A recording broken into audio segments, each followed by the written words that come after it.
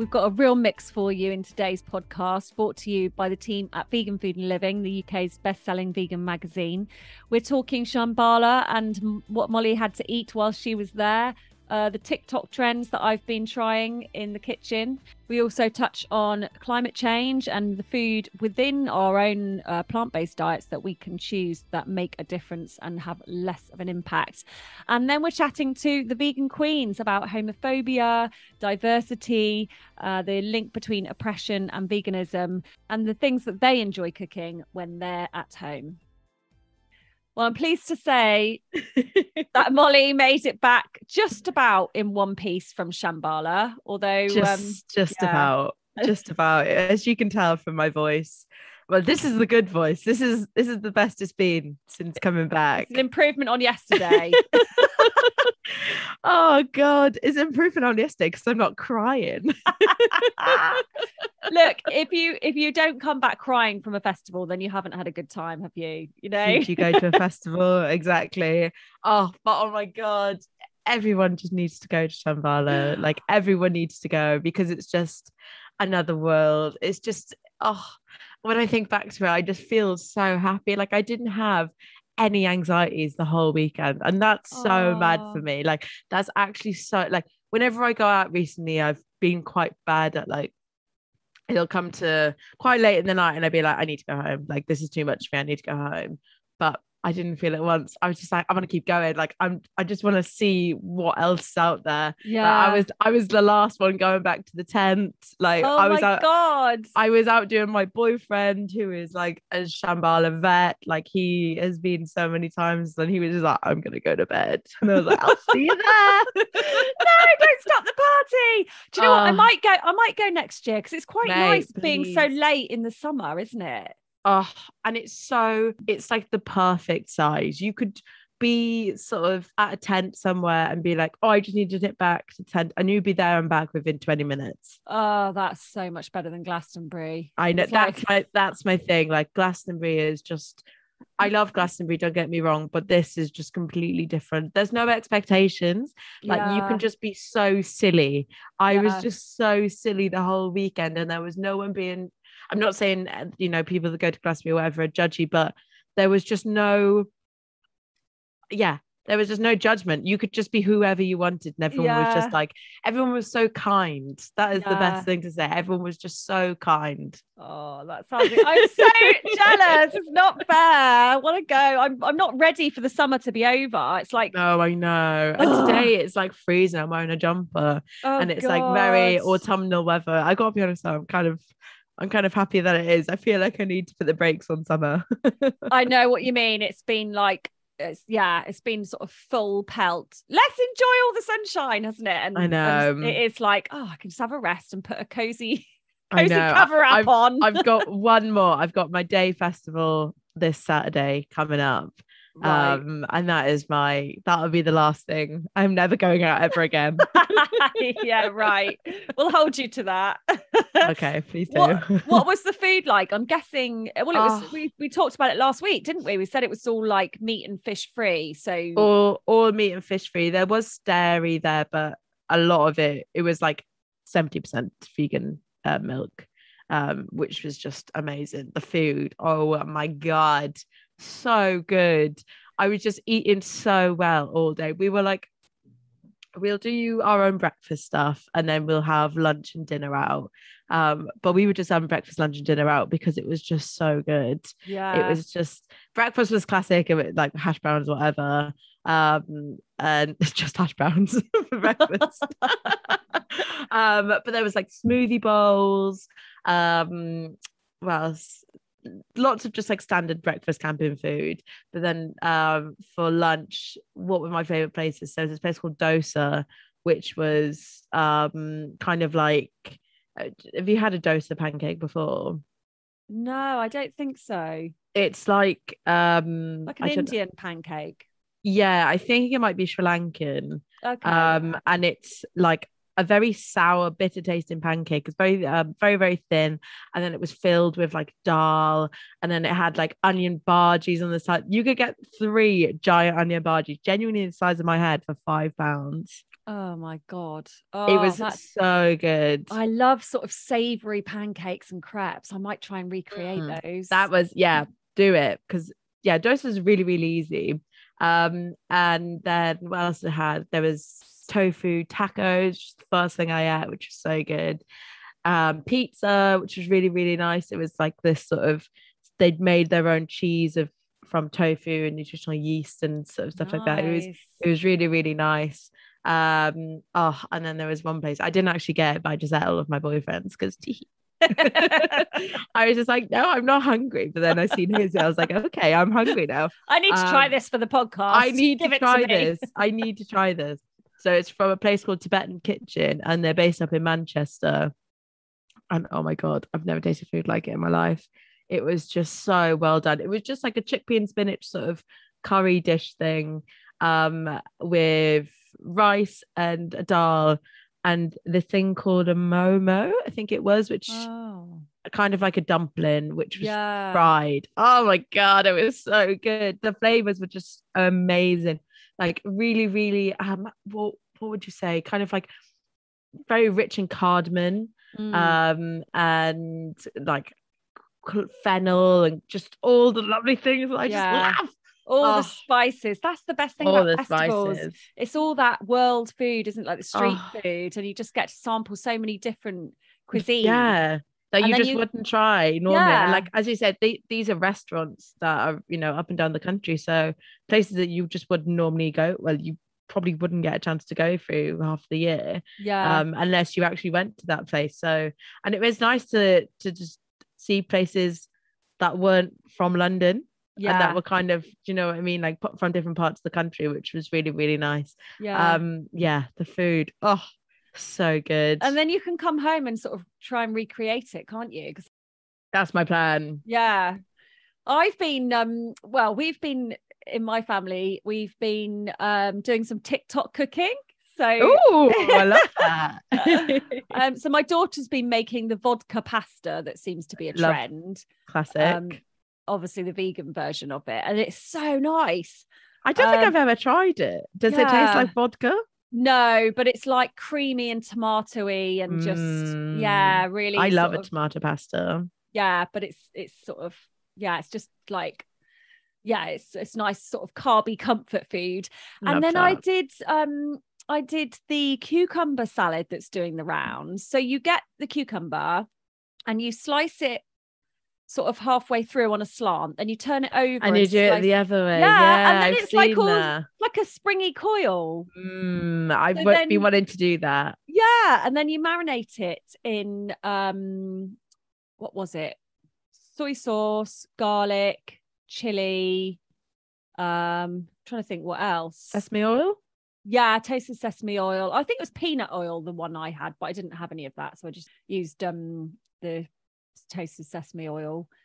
I can't think what else went in it now, but you can just make any old marinade, can't you, that you enjoy? All the lovely flavors. Maybe some rice wine vinegar.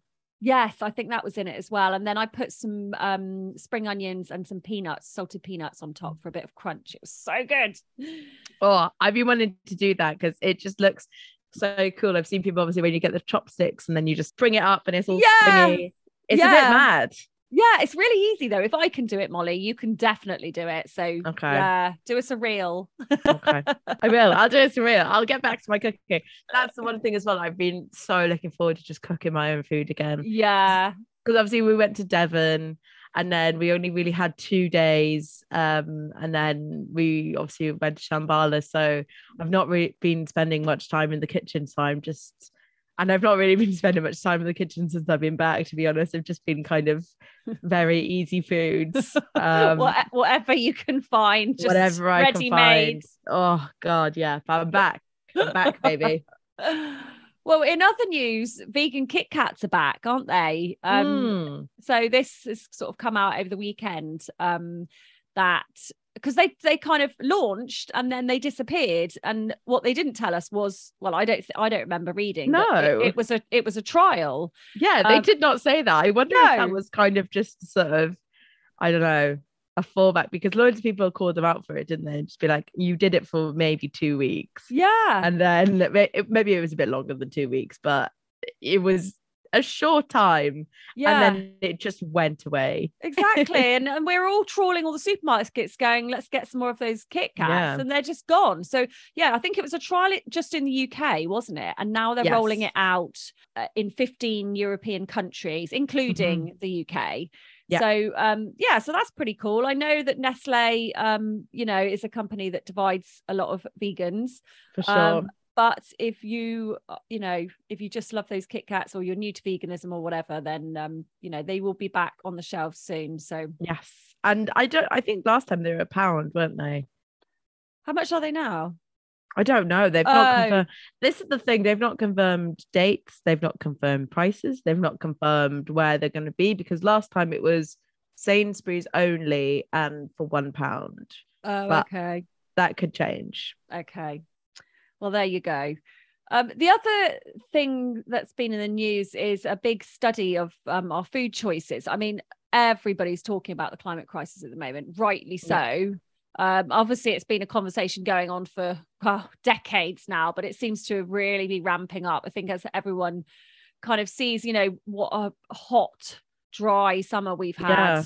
And the impact of it, we're all witnessing it now. Exactly. We're living it. Yeah, the floods in India, it's just kind of like, whoa, this is happening like right now. It's not gonna happen, it's happening right now. So this study looked at 57,000 products and their impact, and it found that veggie sausages and burgers were 10 times better for the environment than meat alternatives, which we kind of all know already. But within that, obviously there's things that we can do within our vegan diets. So I'm just sending this issue of the October issue of Vegan Food and Living to print, and we've teamed up with an organization called Clamato, and they look at the sort of impact of our food choices, and really interesting statistics in there. Things like, what's better, rice, pasta, or potatoes? Oh, what is better? Well, rice is the worst. Okay. Yeah, that makes sense. Yeah, because you have to flood the fields. But there are, again, within that, you've got different types of rice, which are better, than others. But potatoes come out on top. And obviously they're a British staple. So I was going to say transportation. Yeah. Word? Yes. But it's such a complex issue, though, because it was also, the article was also saying, and don't forget to pick up your copy when it goes on sale. We're not leaking at all. In 2 weeks, obviously it's got a lot more information in there. It's on sale 14th of September. But it was saying that it's not local is not always best. Sometimes it's mainly seasonal, because you could buy something that's locally grown, but it's not in season, so it could be using a ton of heat lamps or whatever else. So it's not easy, and this is why we need food labeling with what is the climate impact of our clarity. That's all it is. It's just clarity, because as you say, when you try and get it like complex of like, right, okay, I'm going to eat locally, but as you say, I might get these tomatoes from down the road, but they might have a greater carbon footprint than ones that are imported from somewhere else, because, as you say, we haven't got the weather to grow tomatoes that are edible. Well, we might do going forward. We might do. Yeah, we might do. But, I saw that we're growing watermelons and avocados and stuff because it's been so hot. So it's all gone crazy. My anxiety can't take this right now. Just breathe. It's all going to be all right. Just breathe. It's fine. The thing is, like, our food choices are one thing that we can all have control of, isn't it? And 3 times a day or more. I definitely eat more than 3 times a day. Yeah, me too. We can make that choice, and we can only keep doing our best and reading and, watching and, and just keep making those tweaks. We'll keep listening for our interview with the Vegan Queens, who are a drag act and a lot of fun, but also talking about some serious issues within veganism. Over the next few weeks, we've got the founder of Mr. Organic talking about the benefits of organic food, whether, we should try to keep spending on it in the midst of the cost of living crisis. You know, it's not affordable for everybody, but what are the health benefits and the benefits to the planet if you can afford it? We've got the Vegan Society's new dietitian. So send us your questions, simplyvegan@anthem.co.uk. Anything you want to ask a dietitian. This is your unique moment, your unique chance to access a top dietitian. And she's not a nutritionist. A lot of people can call themselves nutritionists with minimal training. A dietitian is kind of like, you know, it's like the creme de la creme of I'm going to get my questions ready because I've got a lot. Yeah, exactly. Are you worried about, you know, your vitamin B or, you know, just anything that you're thinking, am I getting this, you know, enough nutrition in my vegan diet, or any health problems that you have and you feel like you maybe need to tailor your diet a little bit. And we also have, very excitedly, Ivana Lynch of Harry Potter fame. And she's starting a new podcast with Dr. Melanie Joy, who we had on a few weeks ago. So really looking forward to chatting to them. Yeah, lots of exciting stuff coming up. So don't go away. And as always, don't forget to subscribe to the podcast and share it with your friends so we can keep bringing you weekly episodes. If you listened to last week's episode, you'll know that I was chatting to Kate Fowler from Generation Vegan, and we were talking about diversity and inclusivity within the vegan movement. And Kate also discussed the work they've been doing with the Vegan Queens. I'm really excited to say that they're here to chat to me today. Welcome, guys. How are you? Hello. Very well, thank you. I'm lovely. I'm lovely as well. So your mother and daughter drag act, Gemini and Miasma. You're also YouTubers. What else do you guys do? You do sort of all sorts, don't you? Oh, it's where to begin. We started on a TV show actually in 2016. It was a pre-Manchester Pride special for a television chat show that at the time I was hosting. And Stuart was a regular guest because Paul and Stuart, two separate people, have always been the best of friends. And so Paul was like, Stuart, do you fancy doing this show in drag? I'll do you up. And we did this show on TV. It was fabulous. We got drunk on champagne with two other Manchester drag queens. Sounds brilliant. Yeah, and then after the show, I just Gemini said to, at the time, Fräulein, who became Miasma, why don't we start a double act? They seem to be quite a rare thing in drag these days. Mm-hmm. And we thought we had a nice niche. We'd invented the Vegan Queens for this TV show, and it seemed foolish not to carry it on. Do you want to take over from there, Miasma? Yeah, for sure. So yeah, everything she says is true. Not that she'd lie. Why would she? But as my parent, yeah, it kind of just sort of snowballed from there. Really, we had a little bit of time where we were sort of like, oh, what should we do? How do we want to pitch ourselves, sort of thing, into what market? And then we got our first couple of gigs, which were local ones, and we loved that. We realised we really like performing for and being a part of like local communities. Although since we have gone a bit further afield, but our kind of roots in the north and in smaller events with sort of, I wouldn't want to say everyday people like I'm Liz Truss or something, but do you know what I mean? That sort of local level drag, really. And then I think that's kind of where, and you can probably take over here again a little bit more, man, where we sort of started to, because you're the driver for this, really incorporate the vegan message into like the gigs we were doing and so on and so forth. Yeah. Well, we did a lot of stuff on YouTube because, of course, after those first couple of years, we developed some characters, Rita Ridiculous and Mavis Malarkey, who were doing vegan recipe vlogs.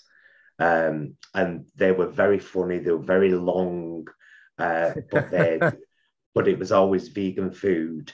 And then, of course, throughout lockdown, all we had was YouTube. So Gemini and Miasma came up with this show called Frock the Fortnight. It's a bit like Mock the Week.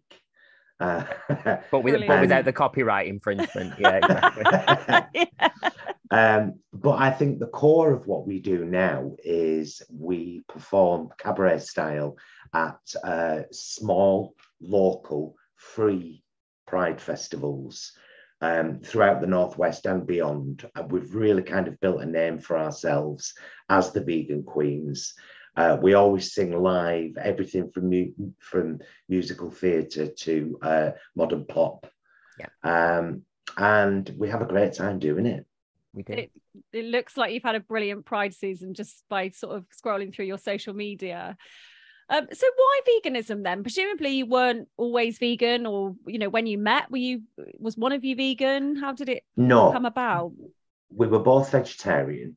Yeah. Right. And try and cut a long story short, we have a mutual friend called Dominic Berry, who's a Manchester poet, very talented guy, and he's been a vegan for a long, long time. And I kept posting, I was like on Facebook, I'm going back 9 years now. Oh, look at me happy egg frittata. Doesn't it look lovely? And, and it's got a block of cheddar cheese in it and it's gorgeous. And Dominic was very gently saying, Paul, I know you're vegetarian, but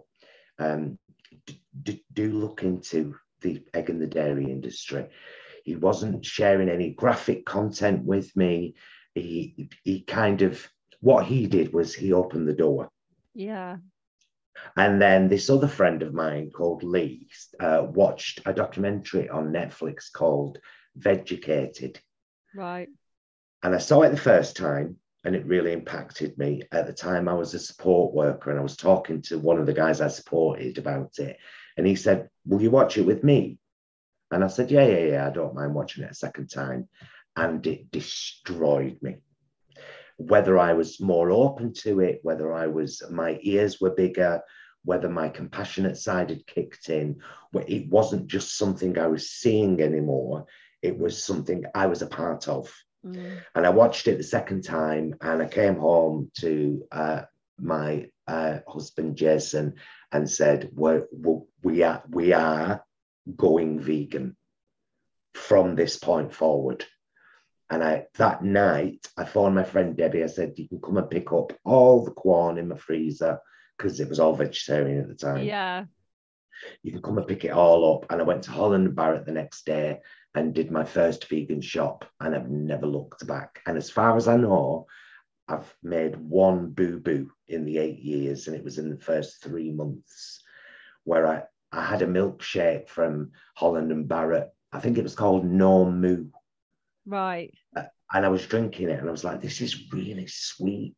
Why is this so sweet? And then I checked the ingredients and it had honey in it. And that's the only mistake I've made of the 8 years. It's been a beautiful journey. And I told Miasma about it. I said, and go on. And you said... very short story, really. It's not even as interesting as that. It's literally, known as I am for bandwagon jumping, she sort of said, we're going vegan. No, it's true. It's true. It's positively acrobatic. And she said, we're going vegan. And I went, yeah, I'll do that as well. pretty much. That's yeah. simple. And then sort of as it's gone on, I think we've both kind of, which you may have seen on the Generation Vegan video, I should say. Since then, we've sort of both kind of expanded our thinking around veganism and stuff. Would you agree, love?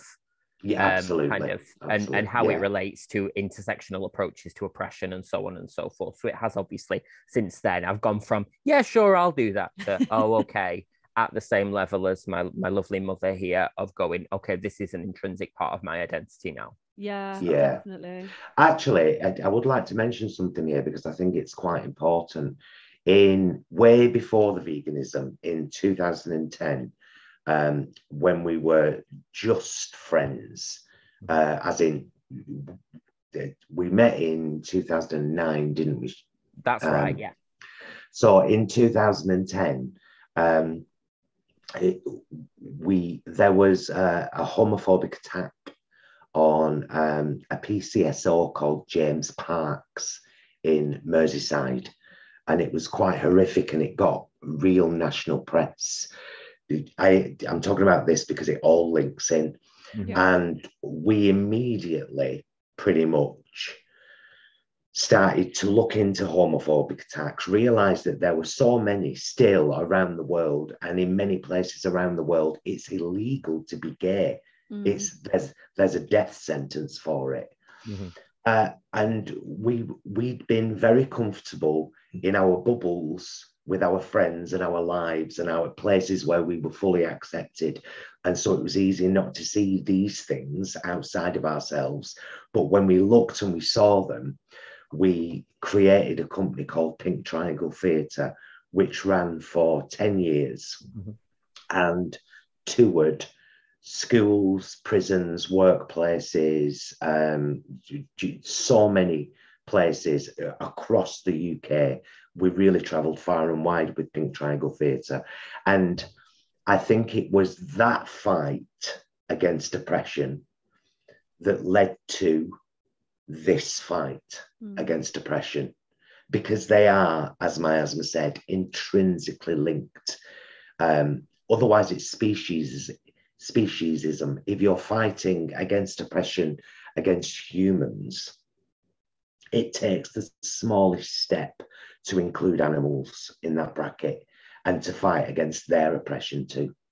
Definitely. Yeah. And I think you know, sort of relating that to veganism, you get in your bubble, don't you? And you think, you know, oh, everyone's going vegan now and it's really accepted and everything else. And then, like you say, when you step out of that kind of, you know, that sort of zone or whatever, you realize that, you know, it's not sort of the norm elsewhere.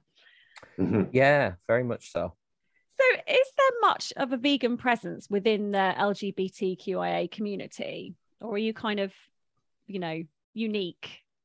I think there's a small bracket. I don't think many people have made that link.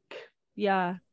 I do actually, I have an article coming up with Generation Vegan, which I wrote a couple of months ago,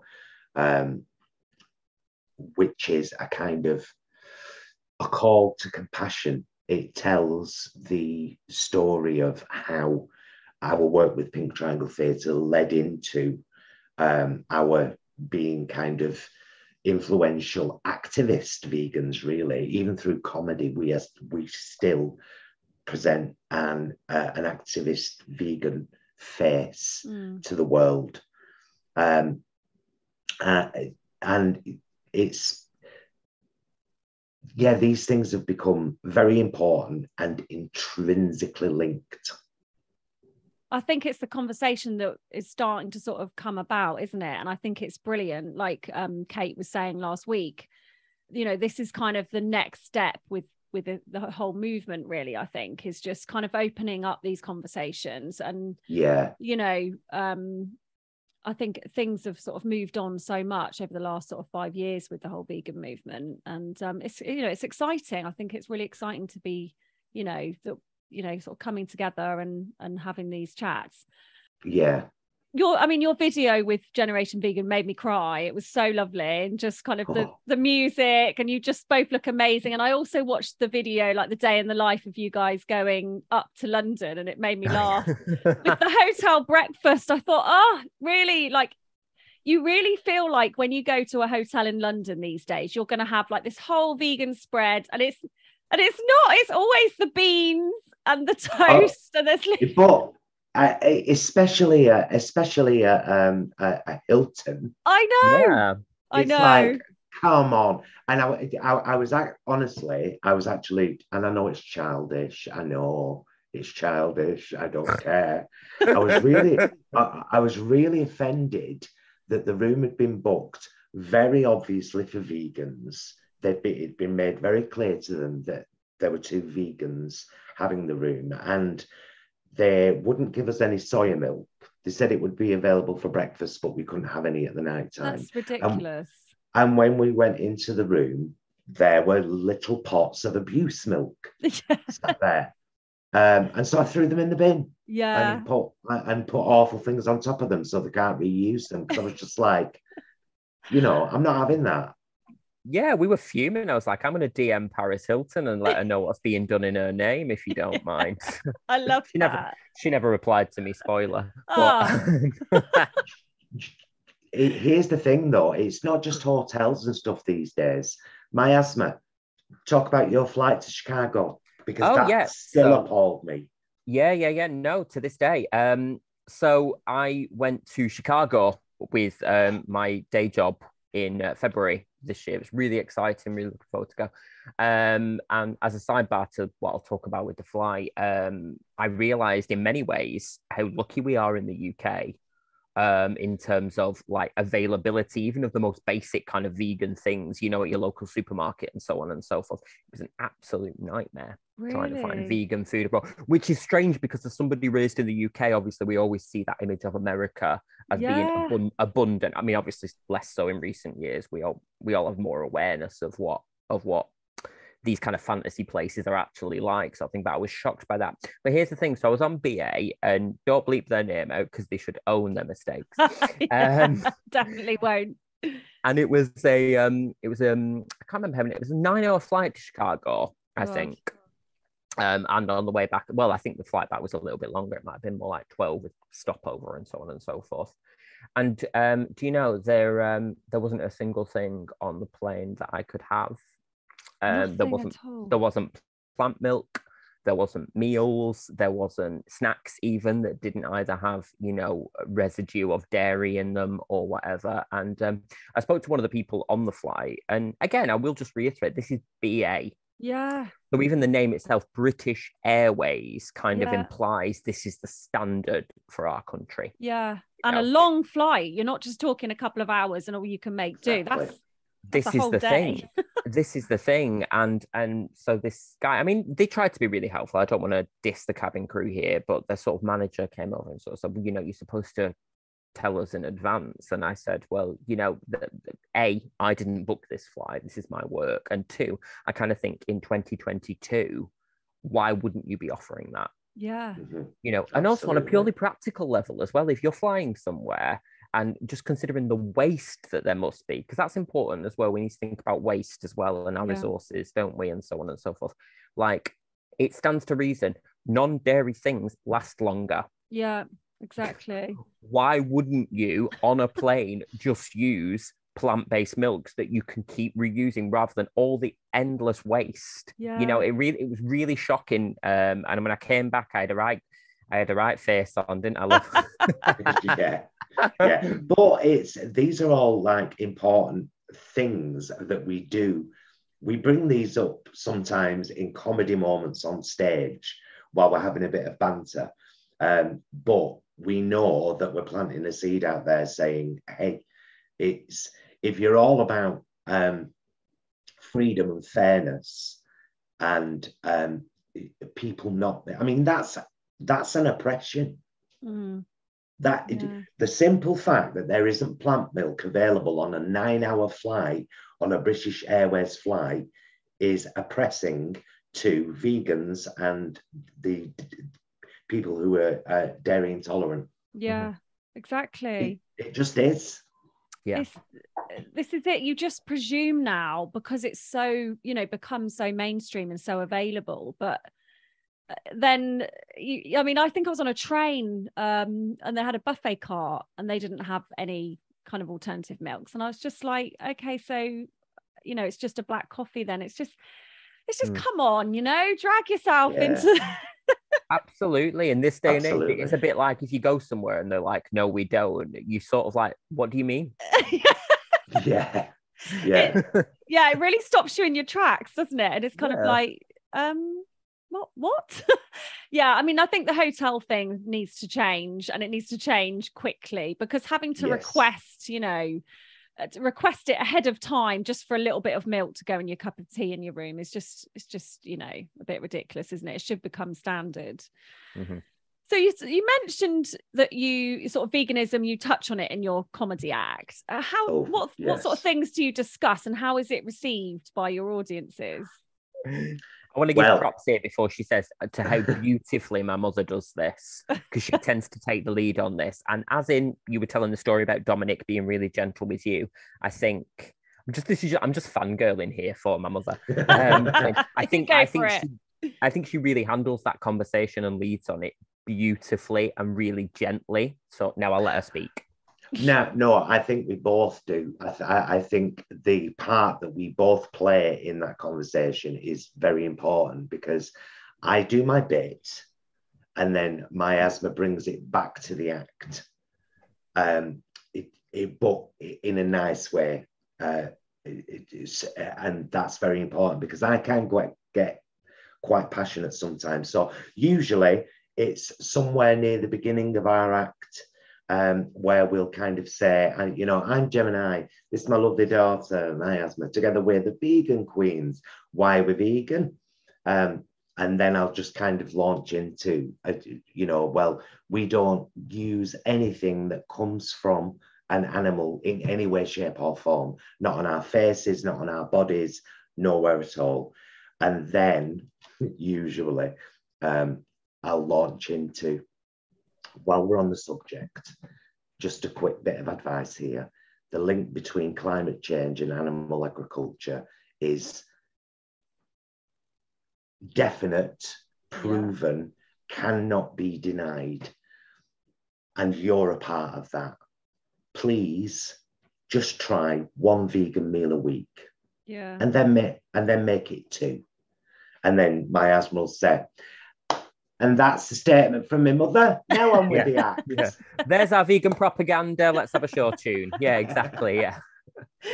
Brilliant. Because it is obviously so such a part of your identity, like you said, and even your name, that I guess people are expecting it, but it's it's just how you sort of integrate that into the comedy, isn't it? Thing is, it's always taken really, really well. Yeah. Yes, it is. Like, I've never heard a boo. No. Never heard a negative reaction or seen a negative reaction. People always smile and clap and acknowledge, I think. And what we hope happens in those moments is that there are seeds planted, and some of them may take weeks to grow and some of them may take months to grow, but they will grow. Yeah. And people seem to kind of, because the rest of our act were jumping around the stage singing pop songs and getting everyone really riled up and partying, but they never forget that we've said that. In fact, there's been times when we've come off stage and people have said, thank you for speaking up for the animals. Yeah. I appreciated that. Amazing. Well done. I love that. Let's talk about food. So you do a bit of cooking, or you have done in the past, haven't you, on your YouTube channel? I think I watched the one where you were doing the focaccia. Oh yeah. That was a good one. What sort of food do you like cooking then? Do you ever do you eat together a lot? I mean, I suppose when you're out doing shows and stuff, or do you, do you live near each other? Yeah, we don't live too far from each other. It's about it's 20 minutes in a car. Right. But Miasma will come and eat here regularly because I love to cook. Yeah, she's amazing. I absolutely love to cook. I just really enjoy it. However, Gemini and Miasma, when they're together and they've got a kind of recipe and they're planning on filming, they love to cook as well. So, I mean, what do we love to cook and eat? Vegan food. Yeah, anything vegan. Vegan food. I tell you what, actually, since being vegan, I think that my inner world recipe book has been written and expanded to some tune, because now I love to, I have an allotment. Oh, fantastic. And love to grow stuff. So last year, because I grew a load of beetroot, and then I was like, what can I make with beetroot? So I learned how to make borscht. And then kind of that gets me onto other things like stews and soups. What can I do here? African peanut stew, for example. I don't know if you've never tried it, it's so worth making. There is a recipe blog on those vegan guys channel, because both the vegan queens and those vegan guys have recipes playlists on their YouTube channels. So for the more comedy stuff, you'll want the vegan queens. And for just your basic down-to-earth recipe in about 10 minutes, those vegan guys. But yeah, food from literally all over the world. Yeah. I'm exactly the same. I think I never really used to enjoy food that much before going vegan. And now it's like the whole world is kind of open to me. And like you say, with just taking one vegetable and thinking, well, what am I going to do with this? And can just literally look up anything you want at any time and find all these incredible recipes and YouTube and everything. So yeah, it's I think it's amazing what you can create. And the peanut stew sounds delicious. I need to try that. Oh, it really is. Yeah, I never eat as well as when I'm at Gemini's house. Let me tell that, because she's really great at cooking and has a massive passion for it. I'm more sort of, which you'll know if you've watched our Mavis and Rita recipe videos, is I'm normally the person putting my elbow in the dough and going, what do I do? What do I do?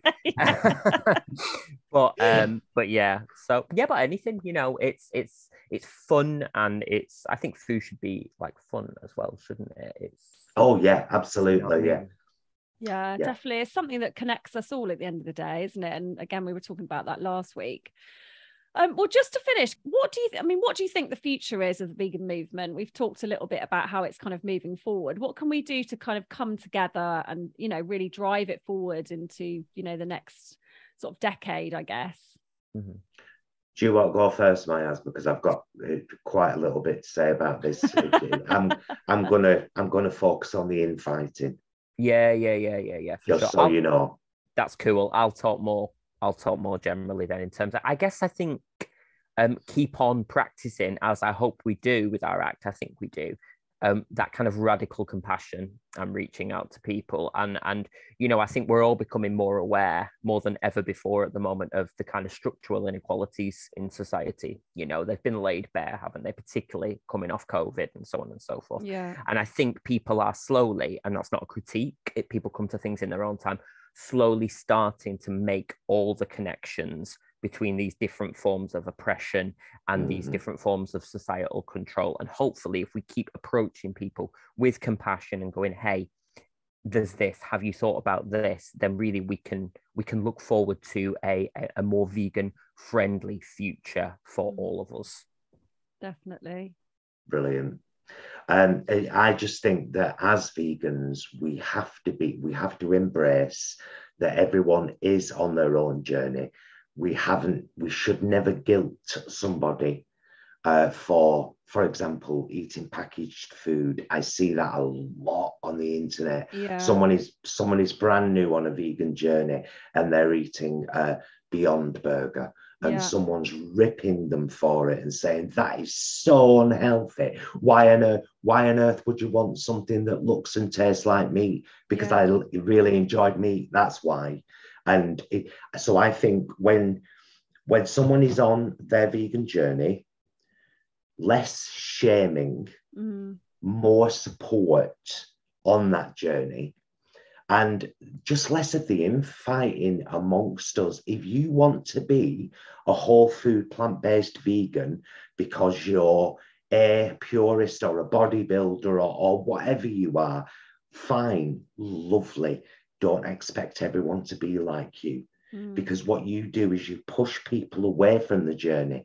And if you've ever had a bad journey, you don't want to go back on it, do you? Yeah. It's that simple. So just let's help each other more. Let's stop with this infighting.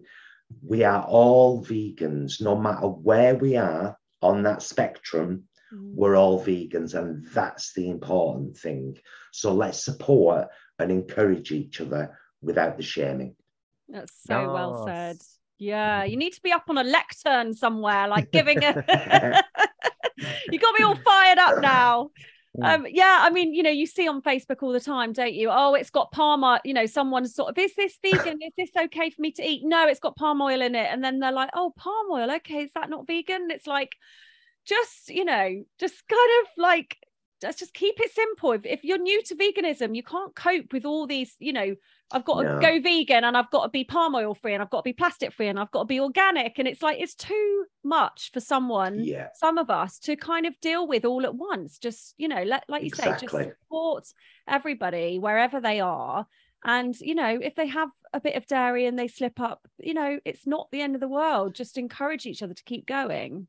And this is why one of the key phrases of those vegan guys who are strangely very close to the vegan queens is, and actually they have a free ebook with the same title, Down to Earth Vegan. Right. And down to earth veganism. Yeah. It's just like, if I'm having beans on toast, it's not whole food plant-based, but it's vegan. Yeah. So just leave me alone while I enjoy my beans on toast. Thank you very much. Well, especially if you're at the Hilton Hotel, that's all you'll be getting. So yeah, indeed. Or indeed on a BA flight. Yeah, exactly. Yes, exactly. Just crash them one more time before we cut off. Yeah. Did we mention? Oh, it's been so lovely chatting to you both. Thank you so much for joining us. And we'll look forward to seeing what you do in the future. Thanks so much. There, just to let your listeners know, there's quite a bit more coming up with Generation Vegan. It's part of the debunk series we did with them, and they are well worth watching out for. There's even a change of outfits. Lovely. Oh, what? I love it. There's a lot of outfit changing I noticed on your channels. It's brilliant. Oh God, yeah. Did you enjoy today's episode? If so, make sure you share it with a friend, leave us a review, or send us some feedback. We can only keep going with the help of our lovely listeners. We're back next Thursday, but in the meantime, head to veganfoodliving.com, sign up to our newsletters for all the latest podcast news.